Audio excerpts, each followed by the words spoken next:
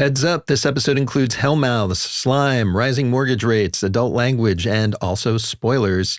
But it doesn't include me, your regular host, Rico Galliano. For the next few episodes leading up to Halloween, I'm handing over my hosting reins to a horror expert par excellence. You're in good, creepy hands with her. Enjoy. What if I asked you what the most prolific horror franchise is? The one with the most movies attached to it.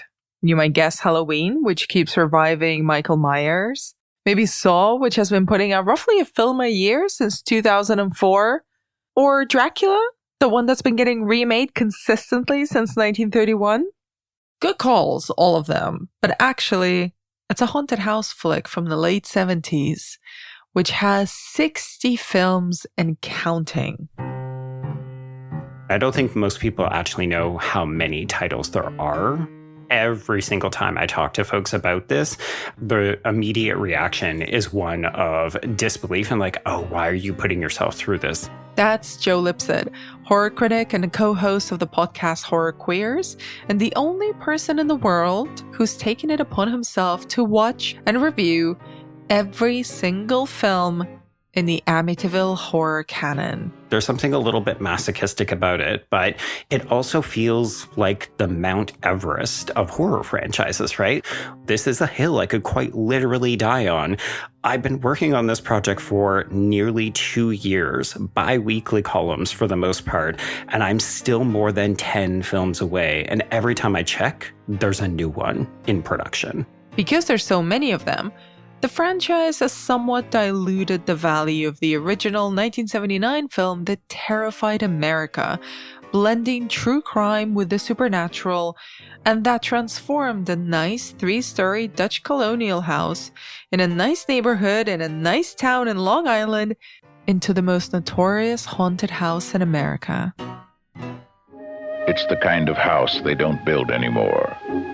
A relic of a time when the world wasn't in such a hurry, when there was still time for a little charm and elegance. Whether we want to admit it or not, given its relative lack of prestige compared to other 1970s horror classics, the Amityville Horror's influence on the haunted house genre has been enormous. As Jenn Addams, film critic at Bloody Disgusting, puts it, it's the grandfather of the genre. There are so many things introduced in this film that will continue to filter through modern horror and modern pop culture. The Amityville Horror set the template for The Conjuring, Insidious, and in a way, even Get Out. In the Amityville Horror, the ghost told them to get out the house. That's Eddie Murphy in his 1983 stand-up special, Delirious. White people stayed in there. Now that's a hint and a half for your ass. A ghost say get the fuck out, I would just tip the fuck out the door. But most of all, the Amityville Horror was the start of a true modern folk story that, in a way, contains in itself the promise and the lies of the American dream itself.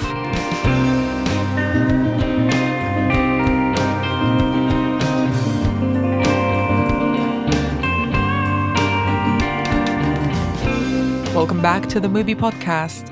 MUBI is the streaming service that champions great cinema, and on this show, we tell you the stories behind great cinema. I'm Anna Bogutska, and I'll be your host for this season. I'm a film critic, host of the Final Girls podcast, and the author of the new book, Feeding the Monster, a deep dive into why we love watching horror films, which I've made a career out of doing. And it's also why the good folks at MUBI asked me to guest host this season.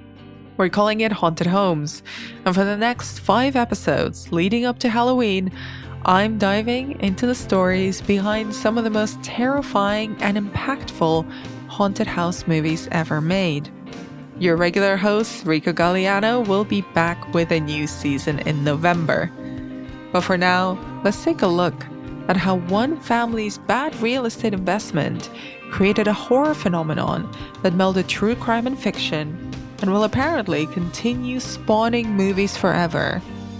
In fact, 2 days after we first recorded this episode, a new one was announced.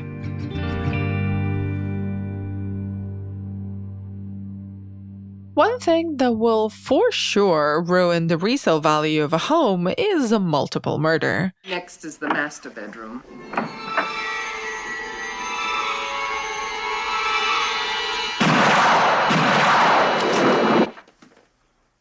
The story of the Amityville Horror begins with a true crime case, the DeFeo murders.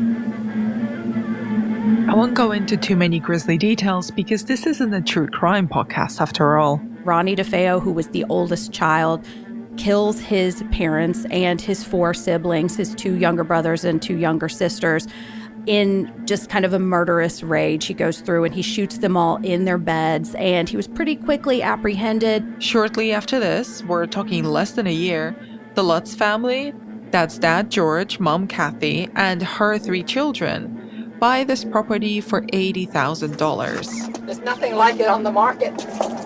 Not at this price. By the way, today, it's worth $1.9 million. Which is just another way the story becomes more horrific after years. The Lutzes move into this dream home, which they can just about afford, and they even take the furniture that was left behind.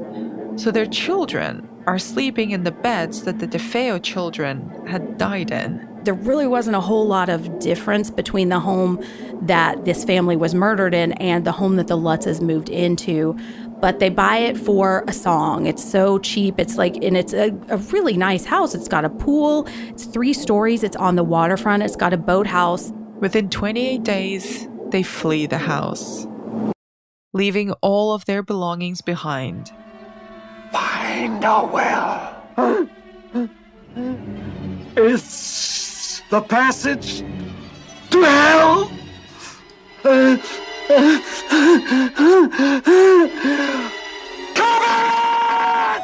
That is just the start of their story. In 1977, journalist Jay Anson publishes a book about their experience called The Amityville Horror, and it becomes a sensation. The Lutzes go on international tours, like they are world famous. They're using their real names, and they have changed the names of the children in the film. They've changed the first names, but they are still using the last names. Within 2 years, the book is a movie starring James Brolin as George and Margot Kidder as Kathy. It was a fairly recent true crime story that captured the imagination of a lot of people. That's Phil Nobile Jr., editor-in-chief of Fangoria magazine. As far as the popular culture consciousness was concerned, what happened in that movie is what happened. The Amityville Horror opens on the image of a house that, if you're in the right frame of mind, looks like it's leering at you. It's got these cat-like windows, and it's all illuminated in red. It's giving evil. We know this, but in the film, it's the embodiment of the American dream. The Lutzes are lifelong renters. They have never owned a house. I love it. Honey, $80,000? Might as well be $800,000. At this point in time and the economy, $80,000 for a 3-story family home is too good a bargain to pass up, murders and all. This is their big chance at owning a piece of the home ownership dream. Phil Nobile Jr. says modern audiences can relate. I definitely can. There are millennials and Zoomers who are becoming aware that they're not going to be able to afford to buy a house. And one of the ways that manifested in the horror crowd was, well, now I understand the Lutzes. Now I understand. I get why they didn't leave that house. You know, it became relatable because of our current housing crisis.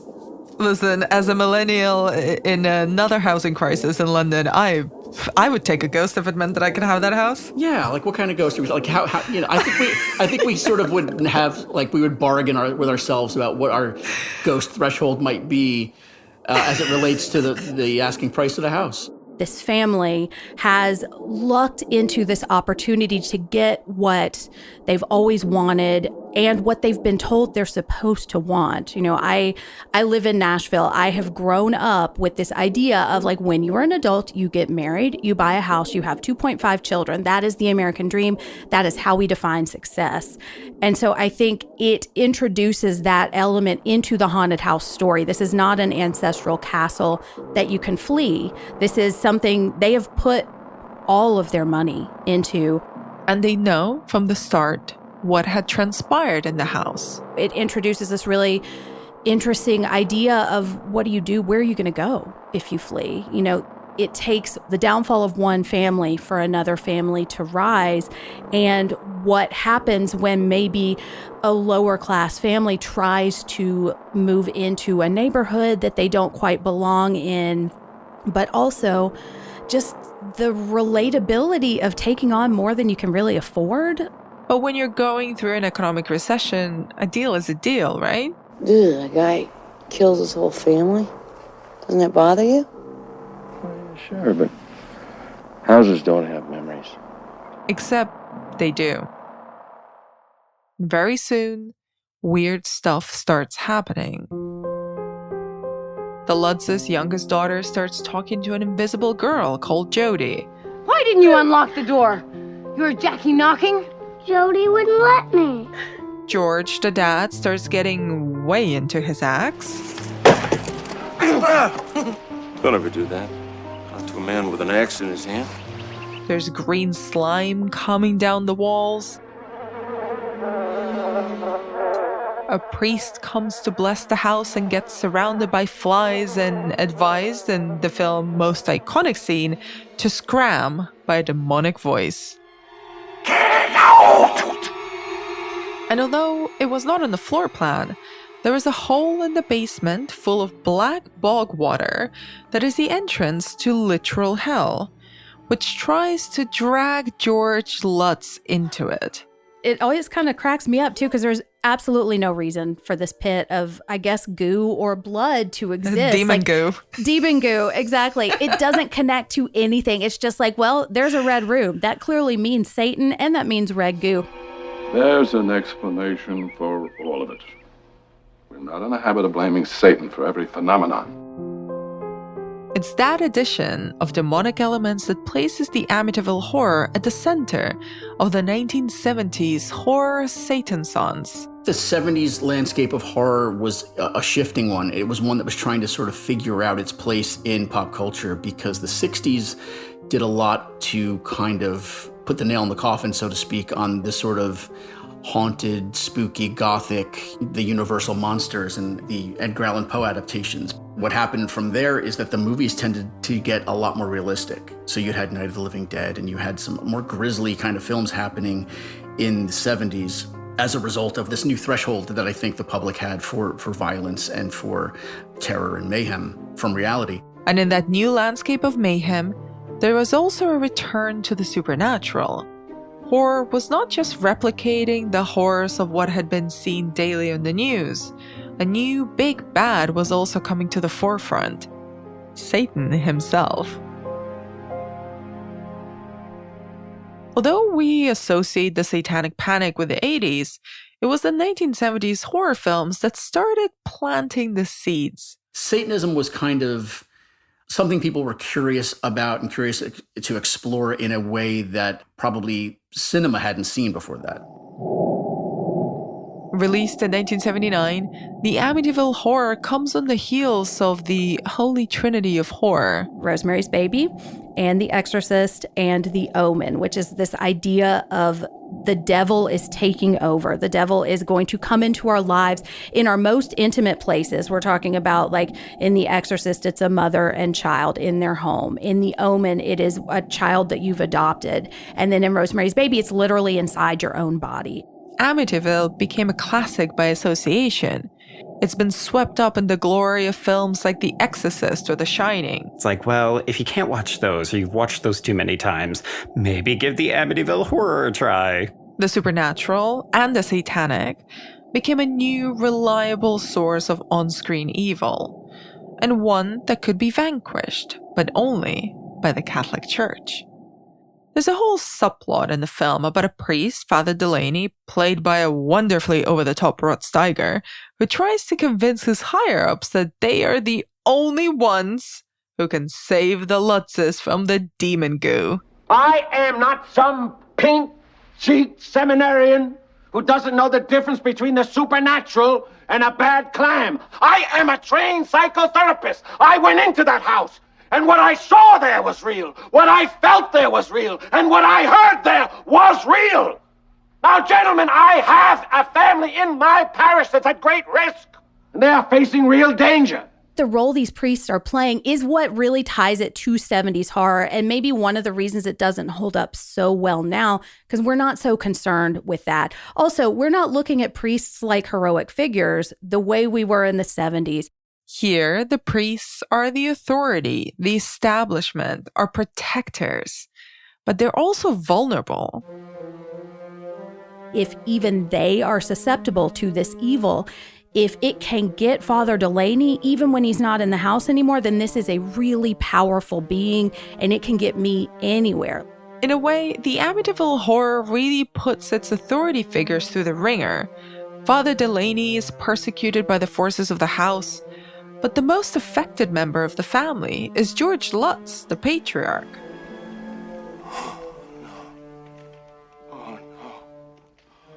I'm coming apart! Oh, Mother of God, I'm coming apart! Neither of them win. The house wins at the end. The house is bad, and that's it. And that's all we need to know. And it doesn't matter what we do, this house is going to continue to be bad.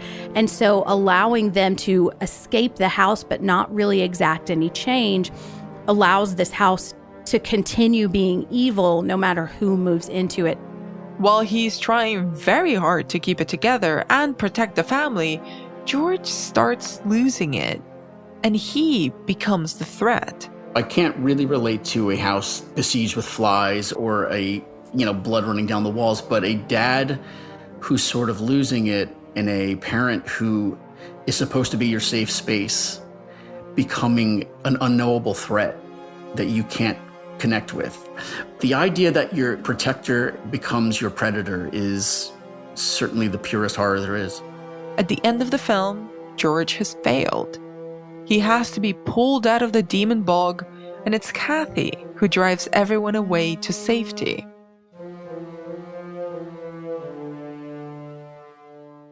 The film was a runaway success. It grossed over $86 million on a budget of only $4.6 million. Huge numbers for an independent horror film. If you look at the time span between the actual murders happening in that house to the book being written to the movie coming out, it feels like a much longer period of time than you'd think, but it's only a few years. So when you went to see the Amityville Horror in 1979, it was a fairly recent true crime story, and I think that captured the imagination of a lot of people. It meant that people could come out of the cinema and buy the book. They could hear from the actual paranormal investigators who worked on the case. They could see the Lutzes on talk shows. They could watch James Brolin and Margot Kidder give interviews too. There was a way to kind of gorge yourself on that story that you couldn't with other horror movies. The Amityville Horror became larger than just one horror movie. It became modern folklore. I had a gang of older brothers who would go see these movies and then scare me with the stories of these movies. Like Halloween was a bedtime story before it was a movie to me, and Amityville Horror was definitely one of those. People wanted to believe it was true. After all, there was a book and a movie and real people involved. It was a shame, then, that it was all a scam. There were no demon voices. There was no satanic goo. What allegedly happened was this. The Lutzes did buy the house where the DeFeo murders had happened. They did leave 28 days later after some creepy but totally Satan-free experiences. But then they got contacted by the DeFeo murderer's defense attorney. He had an idea. The Lutzes should write a book saying that they'd experienced a violent haunting in the house. Then he'd use that to defend his client. The Lutzes saw dollar signs and sold the rights to their amped-up story to journalist Jay Anson for about $100,000. When his book, and then the movie, and then its first few sequels started earning gazillions, George Lutz felt shortchanged. Soon, everyone involved was suing each other. Lutz actually took Dino De Laurentiis, the producer of the original movie, all the way to court. He argued, you can't keep making these movies based on our experience. And that what ends up happening is he loses because the judge says, well, people don't associate Amityville with the Lutzes. They associate it with the real-life murders of the DeFeos as well as the supernatural properties. The case got thrown out, and that opened the floodgates for basically anyone to make Amityville movies. You can make one too, listeners. As long as the films don't reference the Lutz family or their alleged real-life experiences, you can use the image of the house and even the town's name. So if you go into the Lutz territory, you're going to get sued. If you just say Amityville and the house or anything supernatural or the DeFeo murders, then you are clean and gold, and all of a sudden, now we've got the Supernatural Vibrator movie.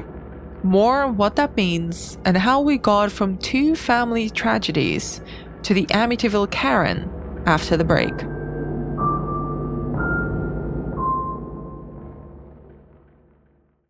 MUBI is the global film company that champions great cinema, bringing it to you wherever you are in as many ways as we possibly can.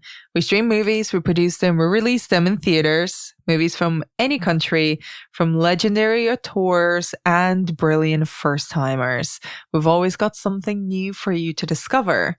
And regular MUBI Podcast host Rico Galliano is here to recommend some of those brilliant gems that populate the MUBIverse. Yes, it's always nice to pop into the middle of your episodes. Thanks for having me.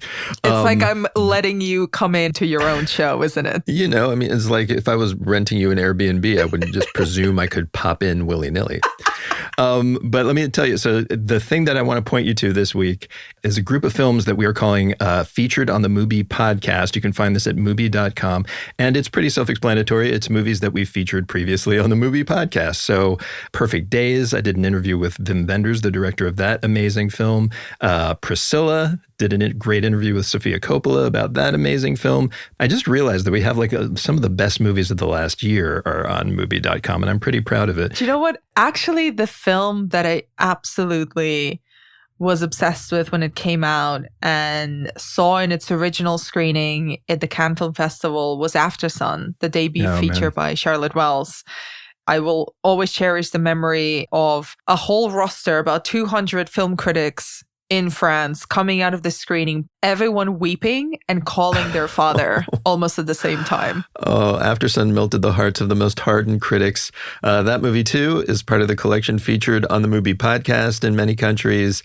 To find out which titles are playing where you live, you can check the show notes of this episode. Speaking of which, let's get back to the basement hellmouth. What are the ingredients ingredients of an Amityville horror movie? Let's make this into a list. 1, a haunted house. Maybe the original one in Long Island, or just any house. 2, a cursed object of some kind. 3, the word Amityville somewhere in the title. And 4... I found all of the best Amityville films have this element, which, Anna, you're going to love this. Incest. The films that have incest in them are often the weirdest, wackiest, most gonzo enterprises. Wait, how has it taken us almost 40 minutes to get to incest?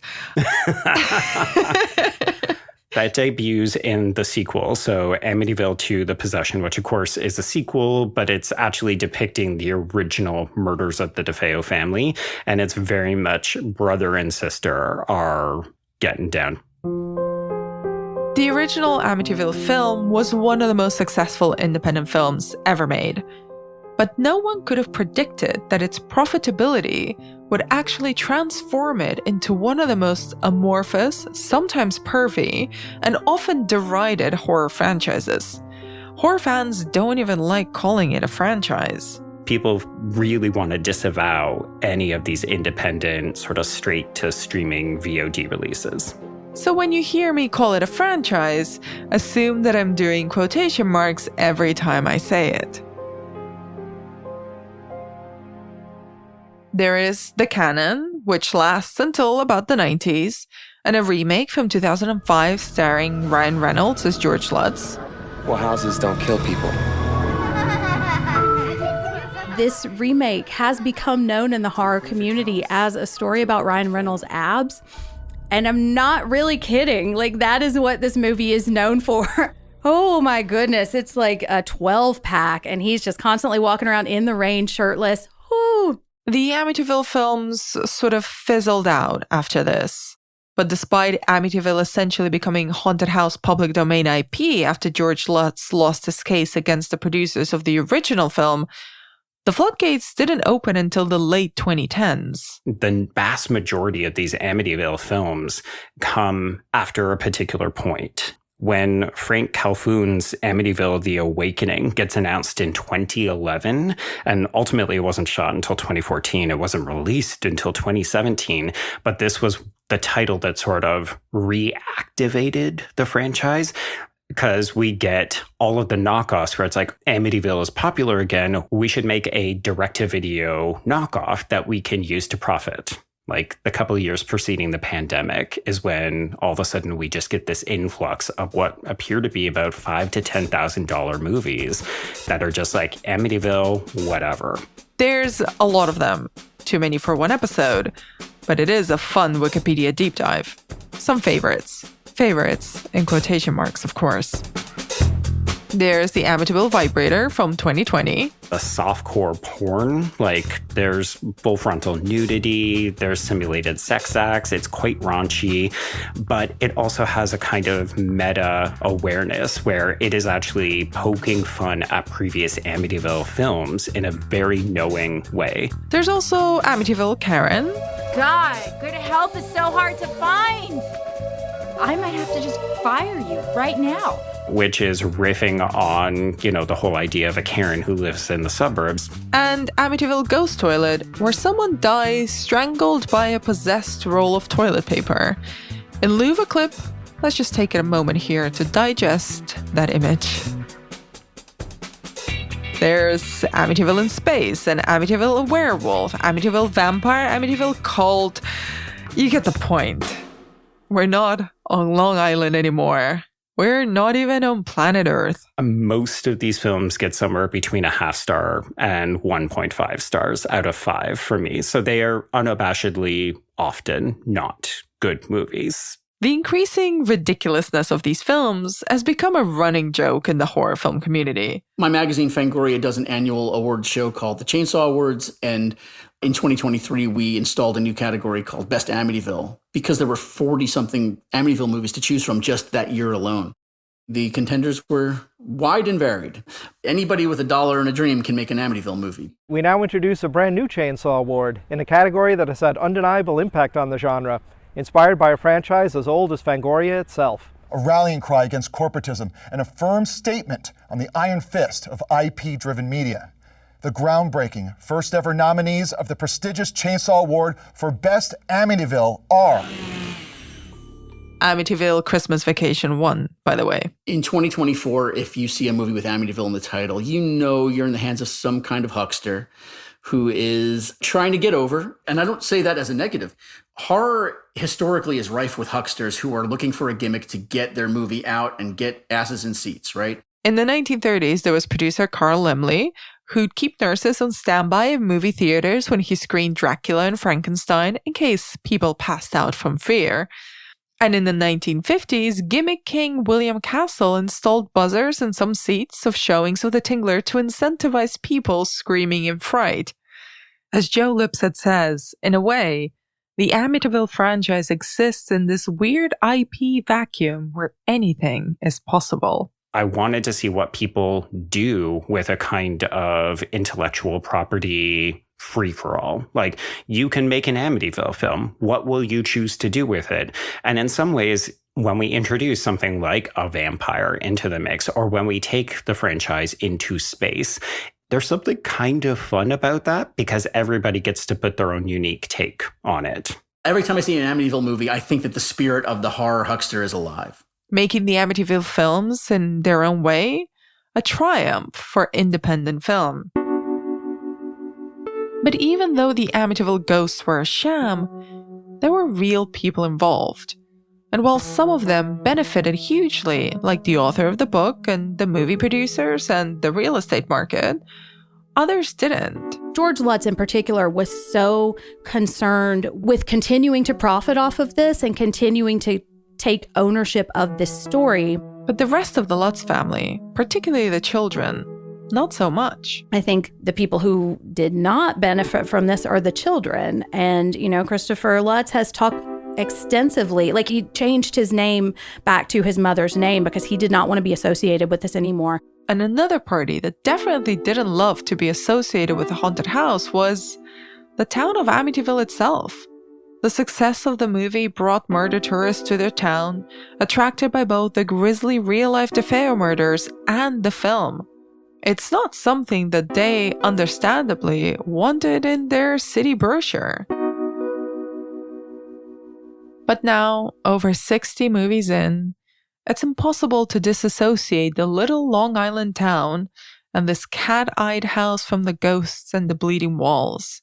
Now and forevermore, Amityville means horror. It set a template for horror, and now we are continuing to evaluate that. The Amityville Horror capitalized on a real tragedy and did what Hollywood does best. It made a story out of it. The housing market may be as bad now as it was in the 70s, but at least we don't have to deal with Satan goo. Okay, let's go home.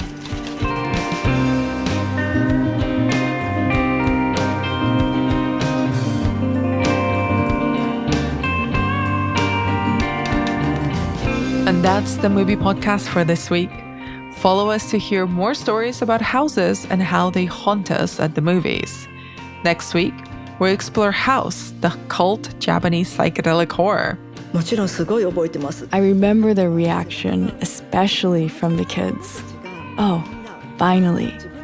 This is a movie for us. Follow us so you don't fall into the digital basement hellmouth. Until then, this episode of the MUBI Podcast was hosted and written by me, Anna Bogutskaya. Kira McKenniff is our producer. Christian Coons is our editor. Our original music was composed by Martin Austwick. If you love the show, tell the world by leaving a 5-star review wherever you listen, even if it's from the basement Satanic bog. And if you've got questions, comments, or just want to tell me about what's lurking in your basement, I would love to hear it. Seriously. Email us at podcast@mubi.com. This show is executive produced by Rico Galliano, John Baranachea, Efe Checarel, Daniel Kazman, and Michael Taka. And of course, to watch the best in cinema, including some of the films we mention on this very podcast, subscribe to MUBI at mubi.com. Thanks for listening. Stay out of the basement.